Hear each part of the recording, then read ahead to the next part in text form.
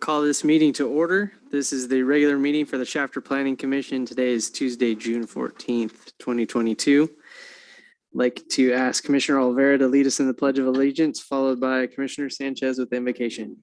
Please stand. Salute. Pledge. I pledge allegiance to the flag of the United States of America and to the republic for which it stands, one nation, under God, indivisible, with liberty and justice for all. Lord, thank you for allowing us to be here tonight and everyone's healthy. Please give us the wisdom and the knowledge to make the proper decisions for this tonight. Amen.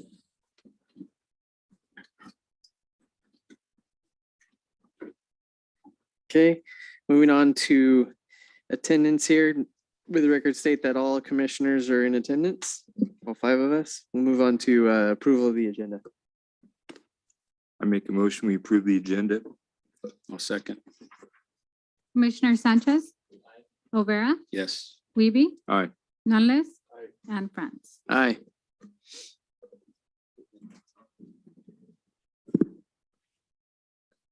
Next item, approval of the minutes of the regular meeting, May 10th, 2022. Entertain a motion to approve those minutes. A motion to approve the minutes. Commissioner Sanchez, Olvera, Yes. Wiebe, Aye. Nunless, Aye. and Franz. Aye.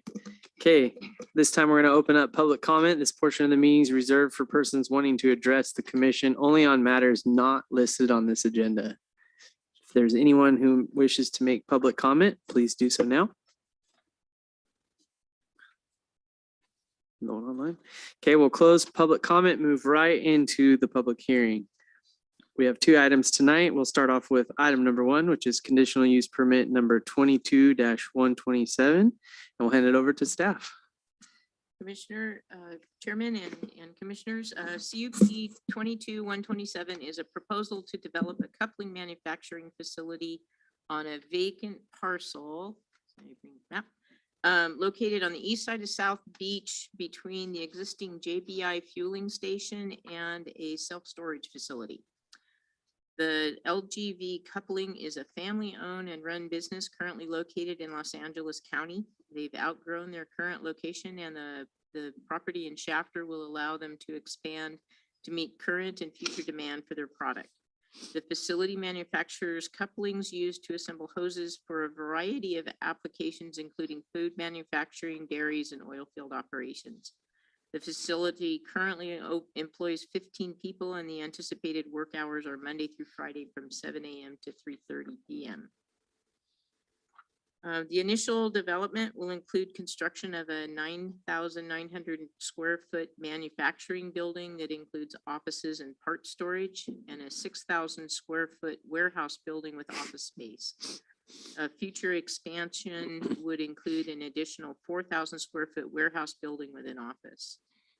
In addition to the buildings, the site will be paved. There'll be an on-site basin to handle drainage, and landscaping will be installed along the entrance to the facility.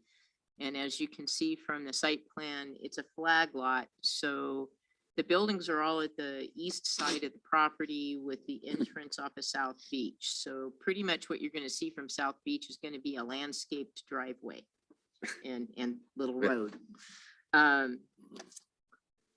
The entrance will be gated, but to ensure that any delivery trucks that happen to arrive before the gates open don't queue out into the street. It's been moved to the east a little bit, and there should be adequate space to queue at least 2 trucks off the street, and that should be sufficient to accommodate them so there's not trucks backing up into Shafter, into South Beach.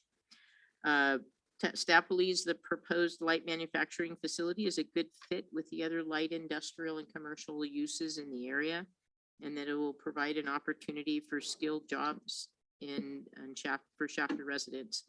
Staff is recommending approval of the project, and the applicant owners of LGV Coupling are here tonight, and along with their engineer and their builder and their real estate agent. And if you have any questions, they can describe their facility and their operations very clearly for you. Okay. Thank you. Any questions of staff before we open up the public comment? Nope. Okay. Then at this time, we'll open up public comment on issue number 1. If anyone wishes to speak in favor or against this agenda item, please do so now.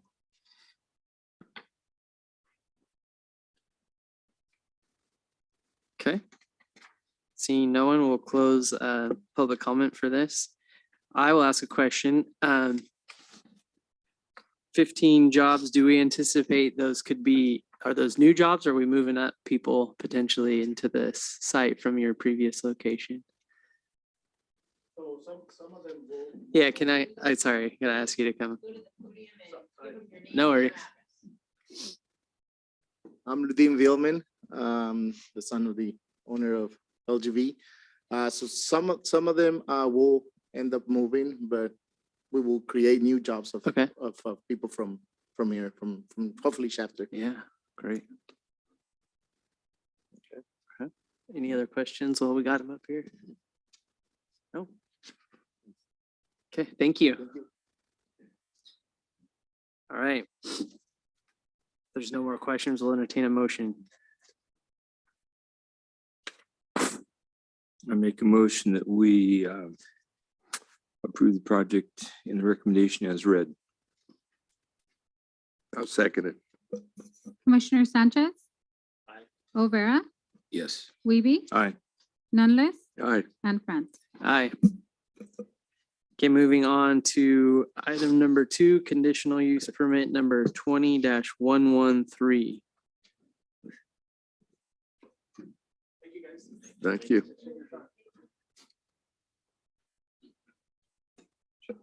Give a second for the presentation to get up. You can dismiss yourself. Yep. I need to recuse myself from this for possible conflict of interest on this second. Okay. I too, Commissioner Franz needs to recuse himself for possible conflict of interest. So Fair enough. we will be back. We'll call you back when we're done with the proceedings. Honorable Commission, this is a CUP 20-113, Peter's Funeral Home site, which is located here off of just north of East Laro and a little off of, what is that? I can't read it. Beach and Beach Avenue. Apologize. It is an existing funeral home that was built in 1963 prior to CUP requirements and prior to zoning. It's actually currently a legal non-conforming use under Title 17, which is our zoning ordinance. The applicant proposes a new 1,800 square foot building with a 20-foot tall parapet in the northeast corner of the site. 6-foot high chain link fence along the northern perimeter, an 8-foot high wall, and new landscaping on portions of the northern and eastern perimeter, a 6-foot high wrought iron fence with gate, as well as a cremation retort with an 18-foot tall exhaust pipe that would be located within the proposed 1,800 square foot building. The funeral home is allowed within the general commercial zone with a CUP, and the cremation retort is an accessory use to the funeral home, and it's therefore also subject to the CUP. This is the site plan. As you can see, the northeast corner, sort of the black large box, that is the proposed new building that would house the cremation retort. There is also, again, the fencing, the various fencing and increased landscaping is presented on this site plan. Here are some elevations, again, to show you sort of that large square structure is the parapet. It's kind of shown with the trees behind it. That's what would hide the 18-foot high exhaust pipe for the cremation retort if approved. The bottom one shows you actually the cremation retort itself, and it shows where the parapet would hide that that exhaust pipe. Here are a few renderings just to give you a sense of what it would look like from the street view, showing what the parapet would look like if approved with the cremation retort. Here is more of a alley view of the rendering of the alley view. Again, that new building on the to the left side of the picture is the new parapet, and you can see the little stand, the pipe, exhaust pipe there on the roof. Analysis. Aside from the Planning Commission's discretion over the CUP approval, the 8-foot block wall and cremation retort, all other improvements are ministerially allowed with permits already within the city. So really it's the CUP approval, the 8-foot block wall, and the cremation retort that you have discretion over. The rest is done ministerially and allowed by right. Just to give you a little information about the cremation retort itself, it is a natural gas-fired incinerator. It's currently, if built, it would be 13 feet from an existing church with a possible future daycare. It is currently 60 feet from existing residences, and the emissions would conflict with community emissions reduction program goals and policies, essentially our AB 617 policies that have been developed by the California Air Resources Board. However, just to make it very clear, even though it conflicts, those policies are not mandates. They do not have force of law. I also want to make it very clear that cremation retorts have been located near residences in the past here in Kern County and elsewhere in California. So there are a few options the Planning Commission has. You could approve a CUP 20-113 and deny the cremation to retort with conditions of approval. So essentially you would allow everything aside from the cremation retort. Again, this would be due to conflicts with CRP goals and the proximity to the church and residences.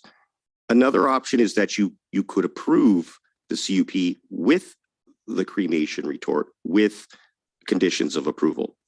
Again, the approval with a cremation retort is acceptable and meets the findings required in Title 17. Another option is that you could approve the CUP to either deny or allow the cremation retort and place additional conditions of approval. That is under your purview. Or you could just simply deny the CUP request outright. So here's those are a few options for the commission to think about. Here are some of the conditions that you can find in exhibits 10A and 10B. 10A is a resolution allowing the CUP, but the denial of a cremation retort. If you were to take this option, everything else would be approved, but the conditions would exclude the installation of a cremation retort at the site. There is another option that if you allow the cremation retort, and this is exhibit 10B, if you allow the cremation retort, there are some additional conditions of approval that have been placed on that resolution, essentially that the hours of operation of the cremation retort would be limited between 3:30 and 10 p.m. This is essentially so that we can minimize the amount of time that children may be in close proximity to the cremation retort if the daycare were to ever open. Currently, the daycare is not open, but the church does have the right to open a daycare. Another condition of approval that we have placed on Exhibit 10B is the number of cremations would be limited to 5 per week at the retort. Another condition is also to limit the use of the retort for clients of the funeral home under common ownership, essentially meaning Peter's Funeral Homes, not just in Shafter, but other Peter's Funeral Homes could utilize the cremation retort, but no other firms would be allowed to use it. And finally, the last condition we have placed, a draft condition we have placed is a yearly reporting by Peter's Funeral Home to Shafter Planning, talking about how they are complying with the conditions of approval. My personal recommendation here is to conduct hearing, to adopt the mitigated negative declaration, and to adopt Resolution 22392, which in this case is Exhibit 10A, which is to permit a funeral home by right but to deny the installation of the cremation retort at 844 East Laredo Highway, adopt findings and approving the conditions of approval. Again, exhibit 10A. So 10A would allow everything but deny the cremation retort. However, like I said, the cremation retort, the CRP goals are, again, not mandates. My recommendation is simply a professional judgment, a land use judgment. It is my personal feeling that the location of the cremation retort is not compatible with the surrounding land uses. However, there's nothing illegal about it. And in fact, there is nothing unusual about it. This is simply my professional judgment. You can also make findings to allow the cremation retort under Title 17 of the zoning ordinance. We can make those findings. So I've presented with the commission two options. Resolution Exhibit 10A, which denies the cremation retort, and Resolution 10B, which allows the cremation retort. And with that, staff will yield the floor. And if you have any questions, we'd be more than happy to answer them for you. Is the applicant okay with those conditions? Or A or B? Well, the applicant is surely he would like the cremation retort. He would accept the conditions for 10A. For 10B, we actually vetted them together. Okay. What would be the purpose of any of this if we just approved A? What would be the reason for the applicant to continue? If it was just A? If it was just A, it would allow them to build the block walls. That it would also allow them to go from a non-conforming use Okay. to a by right use. Got it. Okay. So they wouldn't have to go in for another CUP later or right. anything. Got it. Okay. Where are the other retorts located in Kern County? Like are they like near residences, kind of like this one, the ones that you've indicated that in or out here, or do you know? You know, the applicant provided a few addresses, and he in fact provided some aerial drone footage, kind of showing the drone going up and showing where the cremation retort is in close proximity to residences. In terms of the actual addresses, I would actually defer to the applicant who provided that information. But I have seen, and he did provide locations of those other cremation retorts here in Kern County. Thank you. On those other ones, do we know if they were existing or did they go through this kind of process too, where they added a retort after do we know that? The actual process of getting the cremation retorts at those places, I don't know the specifics, but I would say that, yeah, anything like that would probably have gone through some sort of a discretionary process, either through the planning commission or in some cases, some jurisdictions just go straight to a city council. In this case, the planning commission here in Shafter handles CUP requests. Right. That limitation of using it 5 times a week in the hours of operation, if it was approved and if it was successful, the reporting came back every year and everything was fine, what would be the process to maybe open that up to more than just 5 cremations a week? I would say that you would go through another CUP process where he would ask for a change in the condition of approval to increase that number. And then it would be staff's job to analyze that, provide you a recommendation as we have today, and then under your purview to either approve or deny. If we approved it and the conditions weren't met along the way, then the applicant would have spent that much money, and then who would be authorized to just say, okay, we made a mistake, you can no longer use this? Oh, you mean like to take away take away? Yeah. That would again be under the purview of the city to monitor the conditions. If they're not meeting the conditions, there is the opportunity to bring it back to the commission to rediscuss the conditions, how they're perhaps not complying with the conditions, and maybe to modify the conditions or to even revoke Yeah, the conditional use Okay. permit. and that's understood by the applicant. Yes. The fact that it could be revoked in the future. If it was approved, it could be revoked. You know, I don't know if I had a explicit conversation I will- about that. I will ask him when the time comes. Sounds Okay, good. Gotcha. Okay. And as far as conditions, those are the conditions we're talking about, 5 a week, the working hours. And who, I guess, who provides the report to the city? Peter's Funeral Home would provide the report to the city to see how they are doing with meeting their conditions of And approval that's just annually, not monthly. annually, Okay. once a year. Yeah, Okay, not yeah. monthly. Okay.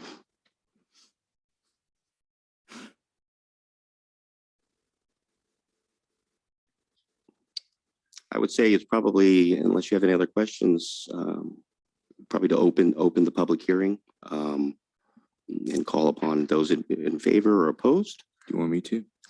Since we don't have a chair or vice chair, let's make Okay. you the point man for this one. Okay, at this time, we're going to open up the public hearing for resolution number 22392. If anyone would like to speak against this project, they may step forward to the podium right now.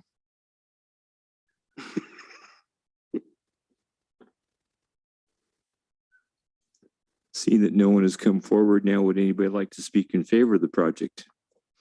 State your name and address for the record, please. Hello, my name is Rick. Legal name is actually Richard Woody. I live at 1401 7th Street in Wasco. Families had the Peters Funeral Homes in Wasco and Chapter for 3 generations. Appreciate the time to share some comments with you gentlemen tonight, and appreciate the careful consideration that has to be placed on a proposition like this. I understand what this is and what it entails, and the potential for really destructive pollutants in the air. I'd also like to just state that in the past 2.5 years since I've been working on this project, we've learned a lot. We've gained some valuable input from San Joaquin Valley Air Pollution Control. We've revised plans, we've brainstormed, we've collaborated with neighbors. We've asked residents who live near the property, I think 2, possibly 3 times now for comment. And I don't know if there's some comments that we haven't heard, or if there's, opposition to this, but I put a lot of effort into being as good a neighbor as we can. I've also got copies of the videos, the drone footage, if you'd like to check those out. One of the crematories that I highlighted is actually a crematory at Union Cemetery, which has 4 chambers that they operate. 2 are operational right now. They're also right next door to a school. They cremate on average 25 cases per week in 2021. Another property that I provided some footage for was Hobson Basham in Bakersfield, which is on Oregon Street. It's right behind the old Beale Library, now known as the Baker Branch Library. And they cremate approximately 15 cases a week, as far as I know. However, they've recently been in collaboration with Green Lawn, and Green Lawn has a lower brand cremation called Keep It Simple. I've been informed that they're also doing some cremation for Keep It Simple. They're actually probably only 19 feet away from the nearest residence. So between the foliage that we've added, the design to the building, this is not going to be something that anyone who's walking by or driving by will ever be able to tell when it's operational. You won't hear anything, you won't see anything, you won't smell anything. And these systems are actually very modern. It's not like purchasing a crematory 40 or 50 years ago. They've come a long way as far as what they're actually able to filter out before any pollutants are expelled into the atmosphere. We feel that the nature of the business is changing. This is something that the local community has asked us for, and based on my projections and my past figures, you can see where the trend is definitely going up. So I can't say that, in 30 years, 40, 50 years, that every resident in Shafter won't be cremated, but we're definitely seeing it's gonna pass probably 55, 60% in California within the next year or 2. This is something we have to be cognizant of, and we have to just be aware what's going on and what's coming in the future.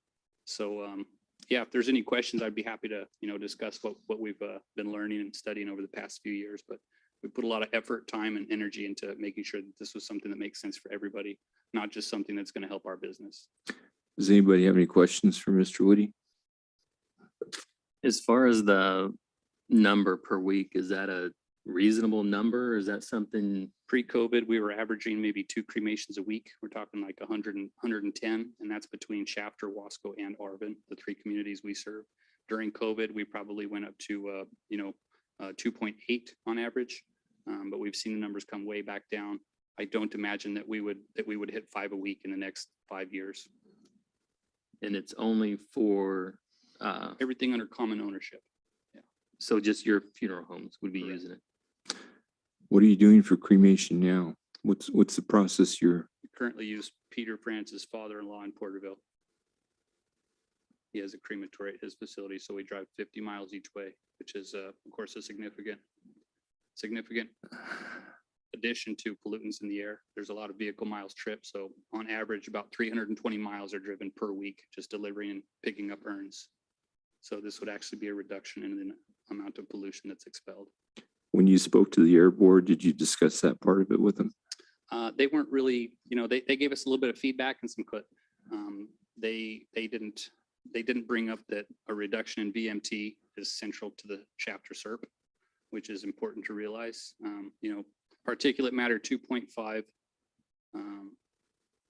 The EPA has verified that particulate matter 2.5 and smaller can easily travel anywhere, hundreds of miles. It's not limited to just one neighborhood Yeah. or one part of town. So it just really depends on, if you're talking about ozone or particulate matter 10, that's a different story. But the things that are really dangerous are already in our air, regardless of where the cremation is taking place. And then you're okay with all the conditions? I think they're appropriate, especially at the beginning of this. And, if it does come to the point where we've proven that we can operate this safely and it's a benefit for the community and it's a good thing for Shafter, that, then that would be in our favor. So this isn't something we take lightly. My family's business, the future of my family's business depends on this. It's not something that, we're just doing willy-nilly. This has been a plan for a long time. And it's just something we have to do. We have to make this move or we're not going to be here in 20 years. What if the demand, once you start this and if the demand requires that you operate more hours, more days because of the numbers, how you're, what you're indicating, how, like, what do you have a contingency plan in place for that, or how? would Yeah, that my next work? plan actually is a new process, which is called alkaline hydrolysis, which is a much more environmentally friendly process. It uses warm water, pressure, and lye to reduce the body the same way that a cremation would, except instead of the air and the natural gas being utilized and pollutants going up into the air, this would actually affect groundwater and water pollution, water storage, and water filtration. So the environmentalists in California have really pushed for alkaline hydrolysis. There's one facility that's operating right now in San Diego, and it's actually more profitable to do alkaline hydrolysis than it is, traditional fire retorsion. So I don't think that we would need to go above 5 a week, but also I have to realize that alkaline hydrolysis is a pretty new thing to a lot of people, and it sounds a little different. It's not something that, I'll just say it this way, it's probably going to be a tough sell. But I think that in 4 or 5 years, California will have more of these places available, and I think we'll realize how safe it is. Alkaline hydrolysis actually cleans your pipes on the way to the water facilities. And but it's just, we think about what goes down the drain, and we don't like to think about the biological aspect of it, but that's, where a lot of our biological matter does end up. So I think that's the future, especially in California. Environmental conscious state that we are, I think we'll be the leader in that. And so I don't think we'll ever have a need to do more fire cremation than we will in the next few years. Okay, but if you did, you just go back to taking them up to Porterville? Well, we would probably start a second unit somewhere else. There's not just the demand for cremation rising in Shafter, but Arvin, Wasco, Yeah. Bakersfield, the entire county needs it. Okay. So there's no reason to put 2 crematories in one building in Shafter if we could have one in Shafter and one in Arvin. Or Right. one of the big things that we really we're really looking forward to is being able to say that a person is with us from the time they pass away until the time that the urn is picked up. We don't like giving up custody. We don't like delivering and then picking up two days later. That's for liability reasons. We would like to be the ones who handle everything A to Z. Mhm. And this would allow us to do that. And it would also allow, I know not everyone has a desire to witness a cremation, but there are a lot of people and a lot of, just concerns. We get the question a lot, how do we know this is our loved one's remains? Well, this is our identification and tracking process. This is our chain of custody. And if you'd like to, you're welcome to come and watch the cremation process. When I worked in Fresno at Neptune Society, I was there for a couple of years and we did cremations for a lot of East Asian communities. And there's even automatic loaders now. And some families prefer to actually push the button on the wall that will load the casket into the cremation unit. So I'm not saying that that's going to be something that's common here, but we want to be able to let people know that what we're saying we're going to do for them is exactly what we do for them. Does anybody else have any questions for the applicant? I mean, as far as the actual device, I'm assuming it has tons of filters, State-of-the-art, filtration system. Brand new. It's not a used system. It's brand new. It's a new manufactured unit, and it really minimizes the amount of pollutants released into the air. And what I would say is staff would acknowledge that the reduction in VMT far outweighs the emissions that would result from the cremation retort. And you indicated that there's no type of odor that comes out of during the process or anything like that. No, and I don't know if, I'm not saying that we should delay the vote, but if anybody would like to take a trip with Peter and I to Porterville, I'm sure my Uncle Les would be happy to show you how these things operate. Peter probably knows just a good idea as I do how these things function, but we've even improved on their design.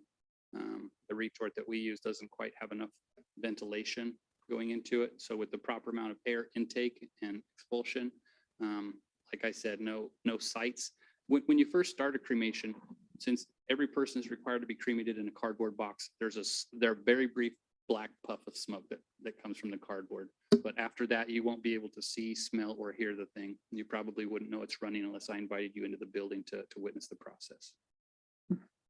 The design of your building, right, just from the pictures, it looks like the edges of the building came up higher than the Yeah. stack.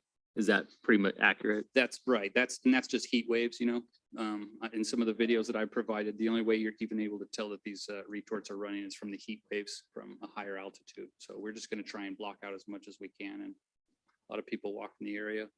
I doubt that they would be able to tell it was running.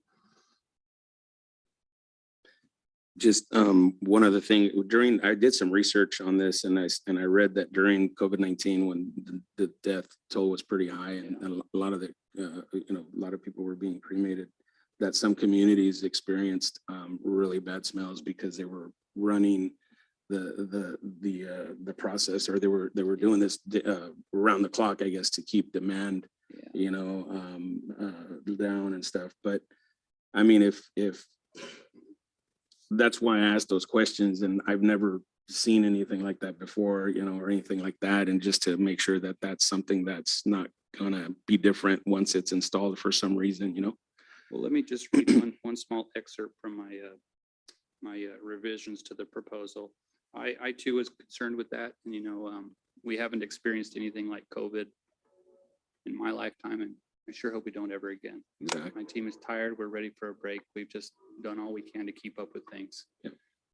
So in some of my research, I came along a professor from the University of Arizona, Professor Abro is his name, and he is he's a research scientist with the Arizona Laboratory of Emerging Contaminants at the University of Arizona. And an article that he wrote was published on March 25th, 2021. It's published by Cronkite News, and it was written by Kevin, I think it's Pierpour. The article examines the increase in cremations in Arizona as a result of the COVID pandemic. And what the Professor Abril had to say was that the accompanying emissions still have a significantly less of an environmental impact on total air quality than unregulated fires that burn at lower temperatures around 600 to 900 degrees. Let's see where it picks back up. Burning trash or wood used in a bonfire increases, quote, the potential for non-carbon dioxide pollutants, end quote, to be released into the atmosphere compared to the county regulated high temperature burning at crematoriums. That's why one person burning trash in their backyards at a lower temperature can kind of obliterate a whole bunch of work done by other people operating at high temperatures according to regulation. So it is important to keep this in perspective. And I think, I'm very passionate about this. When you weren't here last month, I actually, was just discussing, if we're going to examine things about the air, we need to examine everything identically. And I feel that this is safe. We've been asked to provide architectural renderings and drawings. We've been asked to provide science, and the science has come back conclusive that this is not a significant risk to the health of even the children next door at the daycare. But of course, we want to be overly cautious. We want to show everyone that this is something we're going the extra mile to show you that we want to be good neighbors here.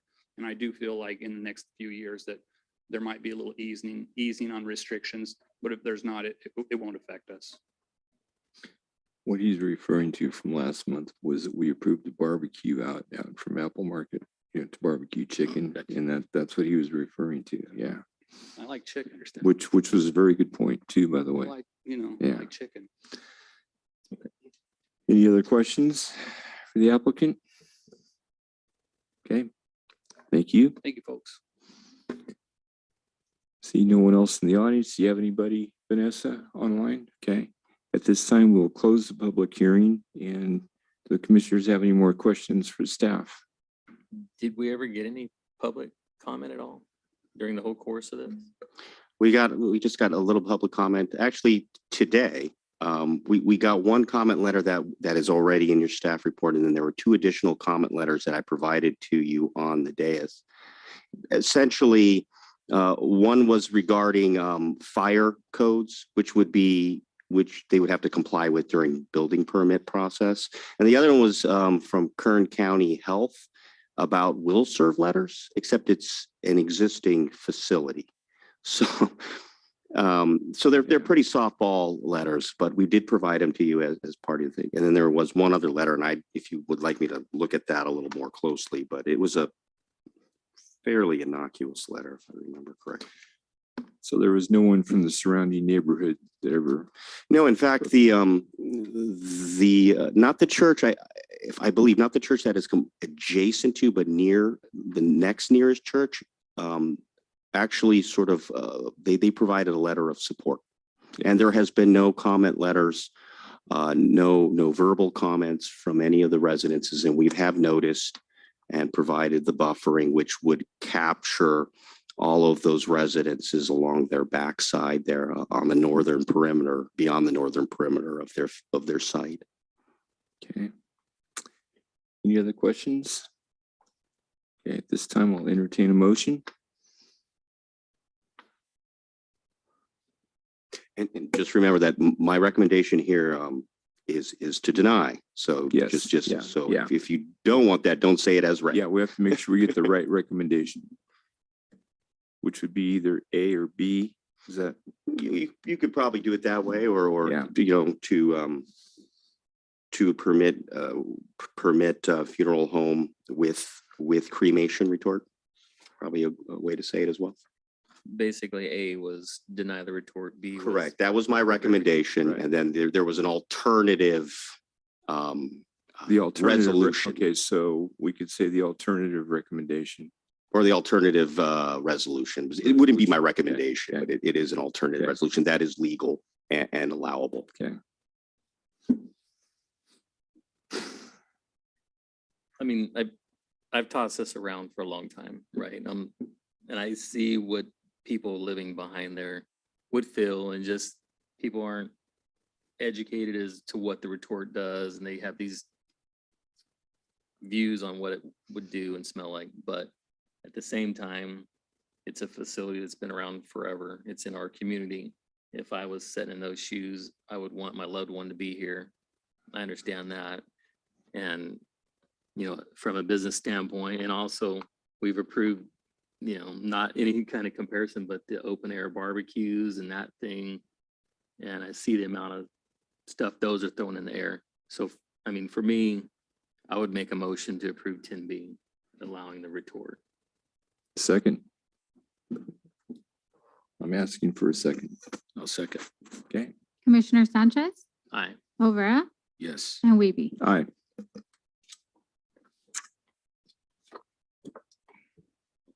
please. Thank you.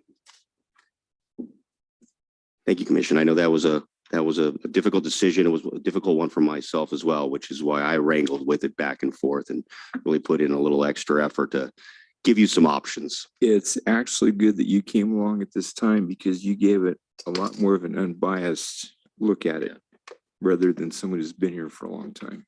So I was surprised reading through all this stuff, and also too the amount of work that Mr. Woody went to give us all this information. That it's not an easy. I mean, there's nothing easy about this. And to Mr. Woody's credit, he has been nothing but gracious. He knew my recommendation, and he's been nothing but gracious and understanding. He knew where I was coming from, and at the same time, I said, "You have every right to advocate for your project." We both said no hard feelings. We're going to be, we're both part of this community. We'll be friends after this, regardless of the outcome. So let the record state that Chairman Franz and Commissioner Nunlist are back in the meeting. Okay, you got it. All right. That concludes public hearing. We'll close the public hearing and move on to the next agenda item, which is commissioner reports. Anything to report? All right. Then we'll, Glad to see everybody here, yeah, glad we could. including myself. So we'll Not picking on entertain you guys. anything to feedback for us? No? Okay. No other feedback. Just glad to see you. I think this is the first time I've seen all 5 of you Hey. in the same room. This is amazing. It just takes 2 And we refusals to had- get you guys here. We had quite an audience tonight too. It's probably the biggest audience we ever had. Yeah. A lot of firsts. We have a motion to adjourn. Second.